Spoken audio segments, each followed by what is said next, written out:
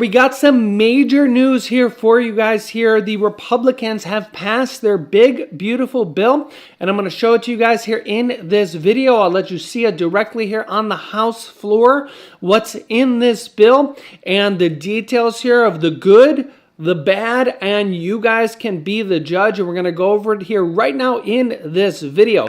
So let's jump right in here. We are live right now here on the YouTube It's Jimmy Show. Let me know if you can see and hear me. Type yes in the chat. Let me know where you're tuning in from. You can let me know your city, state, or even your country, as we have people tuning in here from all around the globe.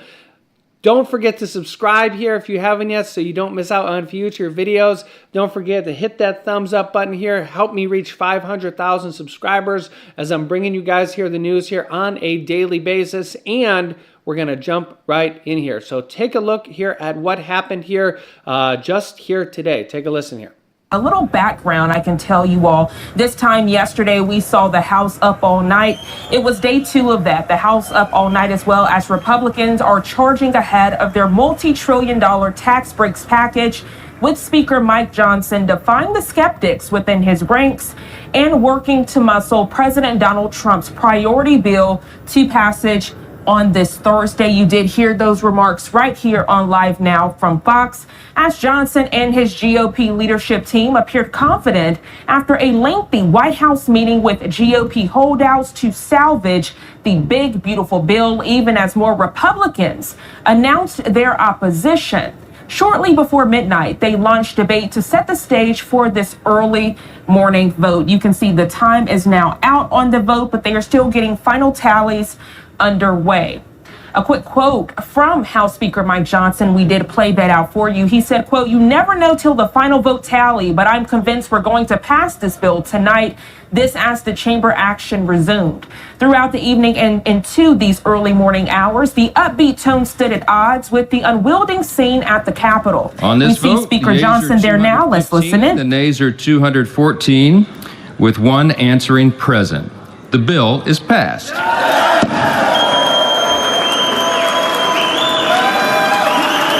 Okay, so let's jump into the details here because there's a lot of it, and some people are going to like some of this stuff or a lot of this stuff. Some people are not going to like some of this stuff, a lot of this stuff. And remember here, the Republicans passed this completely on their own without a single Democrat vote here.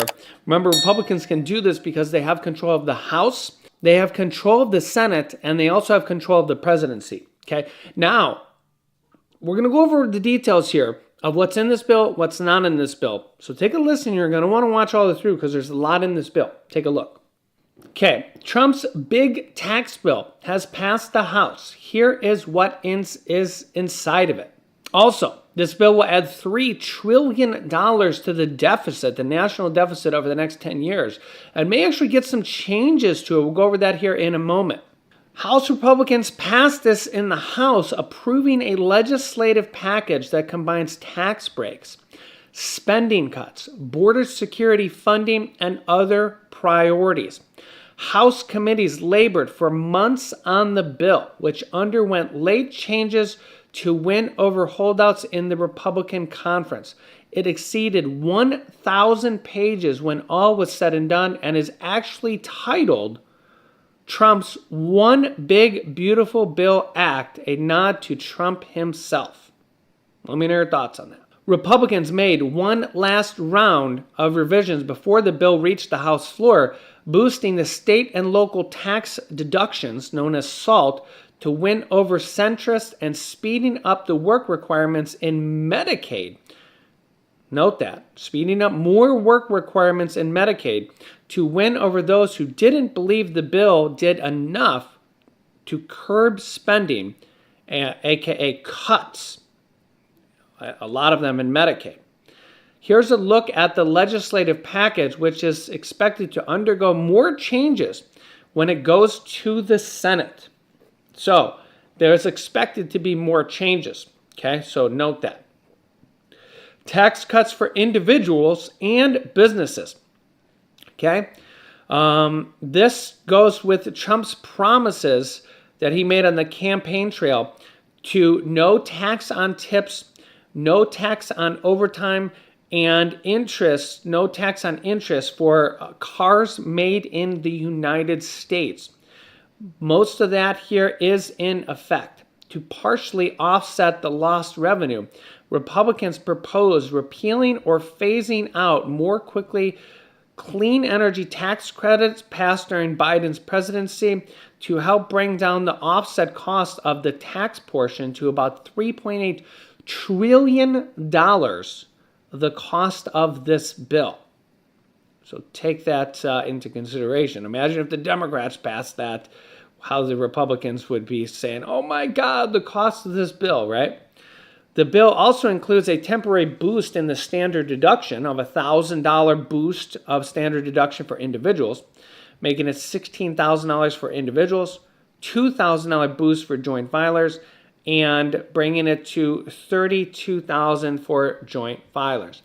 The deduction reduces the amount of income that is actually subject to tax, which is a good thing, okay? There's also a temporary $500 increase in the child tax credit, which is also a good thing for anybody with children, bringing it to $2,500 child tax credit for the years 2025 through 2028. So this means more money for anybody with a child, $2,500 for years 2025, 2026, 2027, up until 2028. So this means more money for the child tax credits, and it will increase to account for inflation. It then returns to $2,000 in 2028, and then we will see what happens. So that is another good thing. The estate tax increases to $15 million and is adjusted for inflation going forward.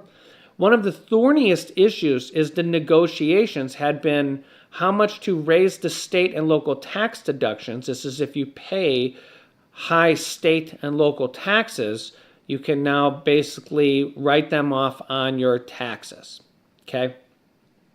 Several of the provisions Trump promised in the campaign would be temporary, lasting through his term in office. These are breaks for no tax on tips, no tax on overtime, and the car loan interest, writing off car loan interest, will go until the year of 2028, the end of his term.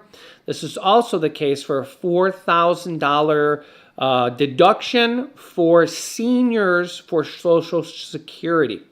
We'll get to that here in a moment. Among the various business tax provisions, small businesses include partnership and S corporations will be able to subtract 23% of their qualified business income from their taxes. This is an increase from 20%. Businesses will also be temporarily allowed to fully expense domestic research and development costs. Parents of older Americans face work requirements for food assistance. This is a cut to SNAP. Okay, there are cuts to SNAP food and cuts to Medicaid significantly. Okay, this is to help pay for the other parts of the bill, and a lot of people are not going to like this part. House Republicans will reduce spending on food aid, known as SNAP, by about $267 billion over the next 10 years. There it is in black and white. Now remember, this bill has to still go to the Senate, so there still could be changes. So I will keep you up to date on all these changes and everything that goes on a daily basis. So make sure to subscribe down below and click the bell icon so you get notifications. It's completely free to do so. States would shoulder 5% of the benefit costs beginning in the fiscal year 2028 and 75% of the administration costs. Currently, states pay none of the benefits and half of the administration costs. Republicans are also expanding the work requirements to receive food aid. Under current law, able-bodied adults without dependents must fulfill work requirements until they are 54, and that would change under the bill to age 64, meaning that more people now up to age 64 instead of age 54 will now fall under work requirements, which will basically mean that more people will not be able to receive SNAP, and that's just what will end up happening. Okay, briefly, I mentioned this here on the last video, but the United States has filed a false claim act on complaints against 3 national health insurance companies and 3 brokers alleging against unlawful kickbacks and discrimination against disabled Americans. So if you or any loved ones are on Medicare, Medicare Advantage, or any Medicare services, this is why I recommend Chapter Medicare. Chapter Medicare was actually founded because their parents got scammed and they're trying to change the system. And they actually have a proprietary system where they can scan through every Medicare, Medicare Advantage, Medicare provider in the entire country to find you or your loved ones the best plan for you, or can save you tons of money. And on average, they actually save people that use their services, which is completely free, about $1,100 on average, with these benefits, or actually put money back in your Social Security check. So I have a phone number here on the screen or a pinned comment link down below where you can contact them, and their services are completely free, which is really amazing because this putting money back in your Social Security check is very, very beneficial for a lot of people right now, because we know times are tough for a lot of people. So feel free to click that link down below in the comment section, or call that phone number for Chapter Medicare. Their services are completely free. Also, new work requirements for Medicare. A focal point of the package is nearly $700 billion in reduced spending for Medicaid program, according to the CBO. Here's the big thing about this, is that if you realize, I believe the total budget for Medicaid is only $880 billion. Let's see here. What is the total budget for Medicaid? Total federal budget for Medicaid. Yeah, $890 billion. Okay, so just under $900 billion. Okay, and they're cutting it by $700 billion. So if the total budget is $900 billion and they're cutting it by $700 billion, if I'm doing the math correctly and seeing everything correctly, that leaves only $200 billion left for Medicaid. So that looks like a 75% cut to Medicaid. So you guys can let me know your thoughts in the comment section from what I'm seeing, because they're cutting $700 billion for Medicaid, and the budget is only $890 billion, round to $900 billion. So we will see what happens. Again, there's still going to be changes that go to the Senate, but it looks like they want even more cuts going to the Senate. So to be eligible for Medicaid, there will be a new community engagement requirement of at least 80 hours per month of work. So the new requirements would begin on December 31st, 2026. Okay, so note that the new requirements will not begin until the end of 2026. People will have to verify their eligibility for the program twice a year rather than once. But I think the bigger problem is that there's going to be a 70 to 80% cut in money. I don't know how that's going to work. Okay. No taxes for that. No money for Planned Parenthood, and more significant cuts to help pay for this. Trump kids $1,000 savings account. I'm going to have to look more into this, but the bill calls for a new Make America Great Again savings account. For parents or guardians can now open new Trump accounts for their children. The federal government will contribute $1,000 for babies born between 2024 and 2028. Families can add $5,000 a year, with the account holders being able to add with the account holders unable to take distributions before they turn 18. They can then use the money up to 50% of the money for higher education, training, and purchases. At age 30, account holders have the access to the full balance. So it's basically a savings account that the federal government will add. They will give you $1,000 to start it.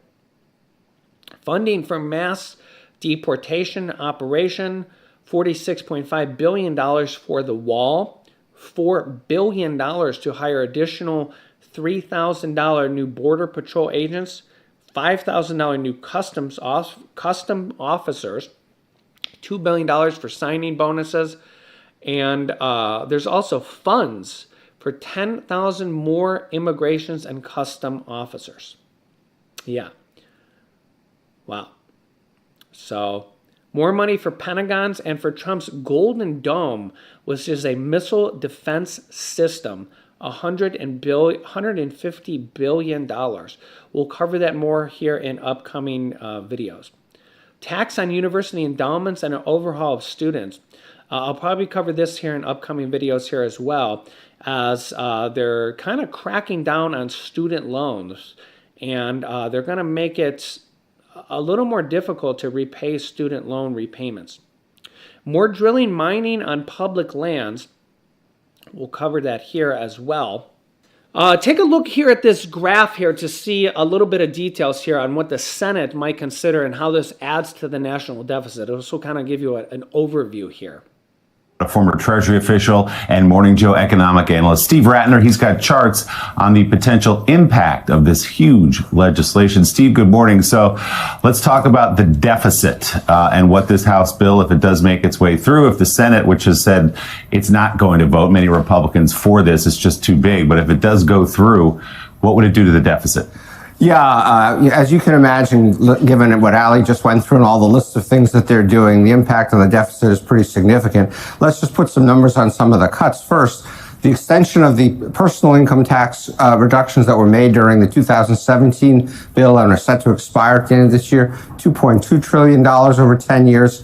Raising the standard deduction, $1.3 trillion. The child tax credit, $800 billion. And then you get into Trump's campaign promises, no tax on overtime, car loans, interest, and tips, $200 billion, increasing defense spending. This is his attempt to take Social Security taxes away from seniors so they don't have to pay them by giving them a special deduction. And then you get into the cuts, the student loan changes, the climate funds, and Medicaid, $700 billion of Medicaid cuts. So what does that do to the deficit? Here is the baseline deficit. So even without this tax bill, the deficit was essentially going to keep going up over the next 10 years, maybe come down a little bit at the very end, but essentially up. Then you add in the tax bill that we just talked about, including the fact that they've played the same gimmick they played in 2017, setting up some of these things to expire. And that would make the deficit impact higher, but not as high as if you made all this stuff permanent. Also, about the Doge dividend refund checks, there is no mention of them in this bill. So there's no mention of the Doge dividend refund checks in this bill.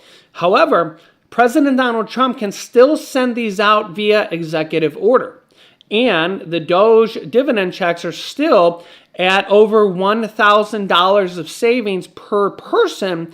So they could still send these out via Trump doing an executive order, which would still be $2,000 right now via a married couple. Or maybe they're going to wait until they get higher and Trump will send these out via executive order or via a standalone bill. So you guys can let me know your thoughts on that. Remember, Republicans have control of the House, the Senate, and the presidency. So this is whatever Republicans want to do, because Republicans have control of everything, or they can do this via executive order. So let me know your thoughts. I will keep you up to date. We will maybe see changes here as it goes to the Senate. Make sure to subscribe down below and click the bell icon so you get notifications when we go live. Share this video with anybody that needs to hear all this details here, and I will keep you up to date here. Thanks for watching, guys, and I will